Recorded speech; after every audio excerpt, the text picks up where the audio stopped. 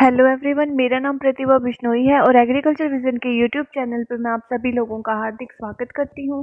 तो आज का जो हमारा सेशन होगा वो भी 30 क्वेश्चंस का सेट है जो कि वेरियस एग्जाम्स में पूछे जाते हैं।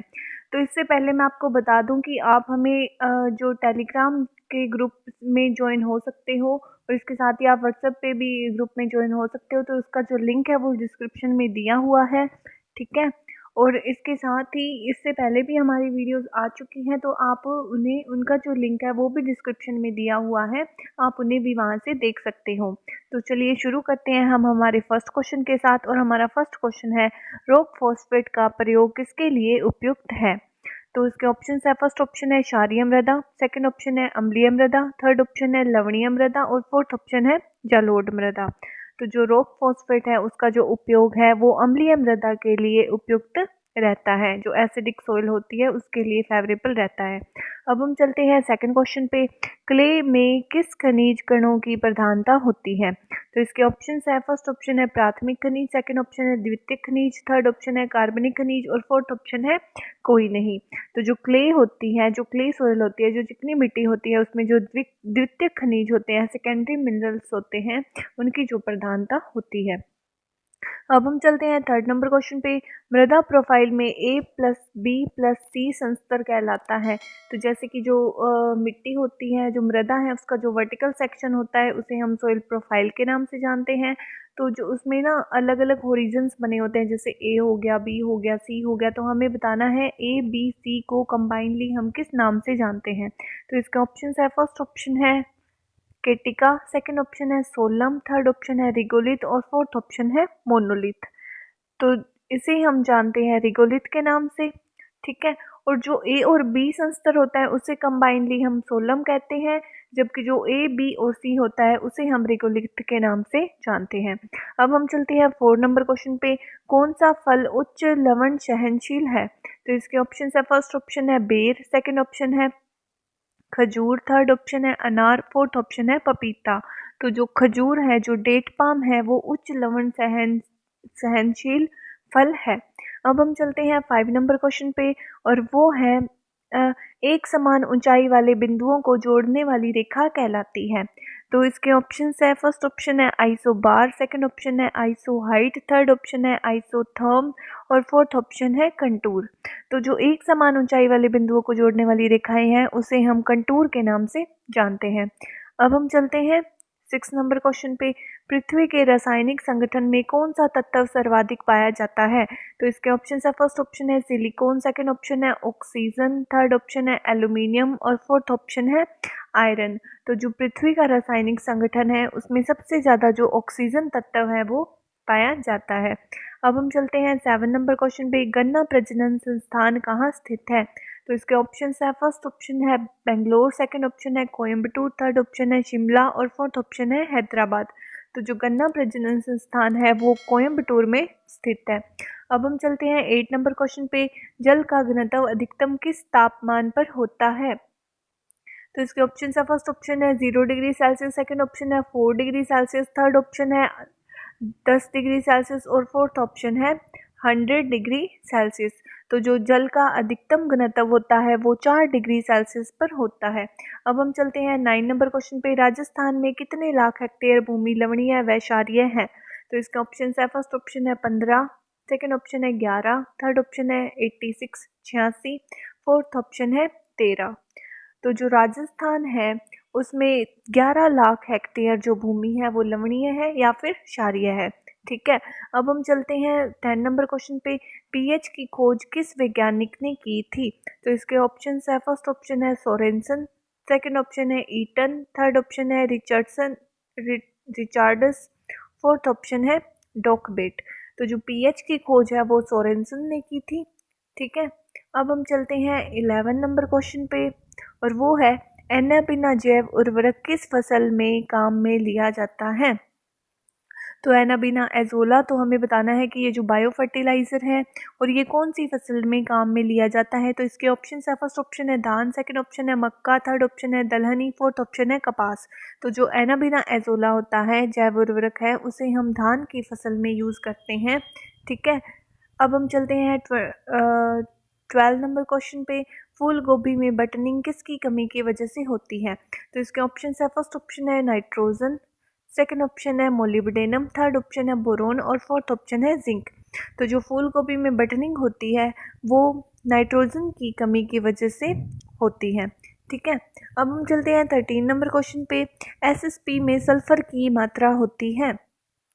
तो जैसे कि आपको पता है कि सिंगल सुपर फास्फेट होता है जो मतलब कि सल्फर प्रोवाइड करवाने के लिए एक फर्टिलाइज़र होता है। ठीक है, तो हमें इसमें बताना है कि सल्फर की मात्रा कितनी होती है। तो इसके ऑप्शन है, फर्स्ट ऑप्शन है 16%, सेकेंड ऑप्शन है 12%, थर्ड ऑप्शन है 32% और फोर्थ ऑप्शन है 48%। तो जो एसएसपी होता है उसमें 12% सल्फर पाई जाती है, जबकि सिंगल सुपर फास्फेट में 12% होती है, डबल सुपर फास्फेट में 24% सल्फर होती है। अब हम चलते हैं 14 नंबर क्वेश्चन पे और वो है नाइट्रेट ऑफ लाइम किस उर्वरक को कहते हैं? तो इसके ऑप्शन है, फर्स्ट ऑप्शन है सोडियम नाइट्रेट, सेकंड ऑप्शन है कैल्शियम नाइट्रेट, थर्ड ऑप्शन है अमोनियम सल्फेट और फोर्थ ऑप्शन है जिप्सम। तो जो नाइट्रेट ऑफ लाइम होता है वो हम कैल्शियम नाइट्रेट को कहते हैं। ठीक है, अब हम चलते हैं 15 नंबर क्वेश्चन पे। राजस्थान के लिए सबसे उपयुक्त केंचुए की प्रजाति है। तो केंचुए का यूज़ हम करते हैं वर्मी कंपोस्ट बनाने के लिए। तो हमें बताना है कि राजस्थान में केंचुए की कौन सी प्रजाति है जिसका यूज़ हम करते हैं वर्मी कंपोस्ट बनाने के लिए। तो इसके ऑप्शन है, फर्स्ट ऑप्शन है केरेसिया, सेकंड ऑप्शन है आइसिनिया फोर्टिडा, थर्ड ऑप्शन है पेरेनिप्स और फोर्थ ऑप्शन है कोई नहीं। तो उसका जो राइट आंसर होगा वो होगा आइसिनिया फोर्टिडा है, जो वो राजस्थान के लिए सबसे ज़्यादा उपयुक्त है केंचुए की प्रजाति। इसी तरीके से हम चलते हैं 16 नंबर क्वेश्चन पे। निम्न में से अखाद्य खली का उदाहरण है।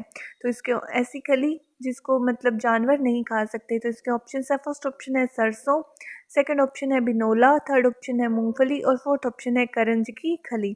तो जो करंज की खली होती है वो एक अखाद्य खली का उदाहरण है, जबकि जो सरसों, मूंगफली और बिनोला है उसको एनिमल्स एज ए फूड के रूप में खा लेते हैं। अब हम चलते हैं 17 नंबर क्वेश्चन पे। दलहनी फसलों में कौन सा जैव उर्वरक काम में लेते हैं? ठीक है, इसके ऑप्शन है, फर्स्ट ऑप्शन है राइजोबियम, सेकंड ऑप्शन है एजेक्टोबैक्टर, थर्ड ऑप्शन है एजोला और फोर्थ ऑप्शन है नीलहरित शैवाल। तो इसका जो राइट आंसर होगा वो होगा एजेटोबैक्टर। तो जो अदलहनी फसलें होती हैं उनमें जो हम बायो फर्टिलाइज़र यूज़ करते हैं वो होता है एजेटोबैक्टर। अब हम चलते हैं 18 नंबर क्वेश्चन पे। पेडोलॉजी का संबंध है। तो इसके ऑप्शन है, फर्स्ट ऑप्शन है मृदा की उत्पत्ति व वर्गीकरण, सेकंड ऑप्शन है मृदा व फसल उत्पादन, थर्ड ऑप्शन है कृषि रसायन और फोर्थ ऑप्शन है केंचुआ। तो जो पेडोलॉजी रिलेटेड है वो है मृदा की उत्पत्ति से और उसके वर्गीकरण से। अब हम चलते हैं 19 नंबर क्वेश्चन पे। अम्लीय मृदा में कौन सा सुधारक काम में लेते हैं? तो जो एसिडिक सॉइल होती है उसको सुधारने के लिए हम कौन सा जो मृदा सुधारक के काम में लेते हैं? तो इसका ऑप्शन है, फर्स्ट ऑप्शन है जिप्सम, सेकंड ऑप्शन है फास्फोजिप्सम, थर्ड ऑप्शन है चूना पत्थर और फोर्थ ऑप्शन है गंधक। तो अम्लीय मृदा में हम यूज़ करते हैं चूना पत्थर का। अब हम चलते हैं 20 नंबर क्वेश्चन पे। मृदा विज्ञान का जनक कहलाता है। तो इसके ऑप्शन है, फर्स्ट ऑप्शन है डोकुचेव, सेकंड ऑप्शन है हिलगार्ड, थर्ड ऑप्शन है लिबिंग और फोर्थ ऑप्शन है गेटराइट। तो जो मृदा विज्ञान का जनक है वो है डोकुचेव। डॉक्टर वी डोकुचेव के नाम से हम उसे जानते हैं और वो फादर ऑफ सॉइल साइंस है। अब हम चलते हैं 21 नंबर क्वेश्चन पे। सबसे अधिक धनायन विनिमय क्षमता किसकी होती है? तो इसके ऑप्शन है, फर्स्ट ऑप्शन है केओलिनाइट, सेकंड ऑप्शन है इलाइट, थर्ड ऑप्शन है वर्मिकुलाइट और फोर्थ ऑप्शन है क्लोराइट। तो ये जो कुछ मतलब दिए हुए हैं तो हमें बताना है कि इनमें से धनायन विनिमय क्षमता या फिर कैटायन एक्सचेंज कैपेसिटी सबसे ज़्यादा किसकी होती है? तो इसका जो राइट आंसर होगा वो होगा वर्मिकुलाइट। ठीक है, अब हम चलते हैं 22 नंबर क्वेश्चन पे। सोलोनेटस किस मृदा को कहा जाता है? तो इसके ऑप्शन है, फर्स्ट ऑप्शन है लवणीय, सेकंड ऑप्शन है क्षारीय, थर्ड ऑप्शन है लवणीय क्षारीय और फोर्थ ऑप्शन है जिंक सल्फेट। तो जो सोलोनेटस है वो हम जनरली क्षारीय मृदा को कहते हैं। अब हम चलते हैं 23 नंबर क्वेश्चन पे। काली मृदाएं किस ऑर्डर के अंतर्गत आती हैं? तो इसके ऑप्शन है, फर्स्ट ऑप्शन है एंटीसोल, सेकंड ऑप्शन है एरिडिसोल, थर्ड ऑप्शन है वर्टिसोल और फोर्थ ऑप्शन है एल्फीसोल। तो जो काली मृदाएं होती है वो वर्टिसोल के अंतर्गत आती है। वर्टिसोल सॉइल ऑर्डर के अंतर्गत आती है। अब हम चलते हैं 24 नंबर क्वेश्चन पे। क्षारीय उर्वरक का उदाहरण है, तो इसके ऑप्शन है, फर्स्ट ऑप्शन है सोडियम नाइट्रेट, सेकंड ऑप्शन है अमोनियम नाइट्रेट, थर्ड ऑप्शन है अमोनियम सल्फेट और फोर्थ ऑप्शन है यूरिया। तो जो क्षारीय उर्वरक का उदाहरण है वो है सोडियम नाइट्रेट। ठीक है। अब हम चलते हैं 25 नंबर क्वेश्चन पे। मौसम संबंधी परिवर्तनों की भविष्यवाणी कहाँ से की जाती है, तो इसके ऑप्शन है, फर्स्ट ऑप्शन है न्यू दिल्ली, सेकंड ऑप्शन है नागपुर, थर्ड ऑप्शन है पुणे, फोर्थ ऑप्शन है चेन्नई। तो जो मौसम संबंधी परिवर्तन होते हैं उनकी भविष्यवाणी की जाती है पुणे से। ठीक है।